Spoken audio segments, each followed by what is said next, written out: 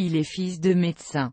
Son père, criblé de dettes, son père part à la Martinique en 1750, et confie ses 3 enfants à son oncle l'abbé du Buisson et une tante à Angers. Pierre-Ulrich rejoint son père en Martinique vers 1766. De retour en France en 1770, il rejoint Paris où il publie de façon anonyme en 1771 un poème en vers libre. Il voyage entre l'Europe et les îles. Il joue à Gand et à Maastricht dans la même troupe que Fabre d'Églantine en 1777. Il fait un nouveau voyage en Amérique, où il est directeur général de la Poste royale à Saint-Domingue en 1778. Il y donne une pièce, L'école des pères, ou les effets de la prévention, qui est représentée au Cap français et subit un échec retentissant.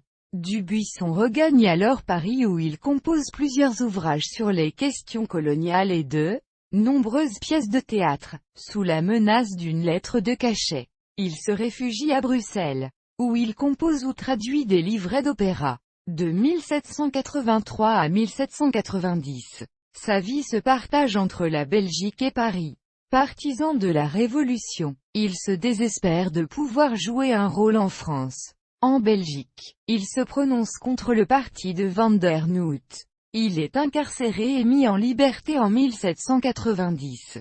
De retour à Paris, il prend part à la journée du 10 août 1792 et se montre très assidu au club des Jacobins dont il est devenu le secrétaire, sans prendre encore parti dans le conflit girondin montagnard.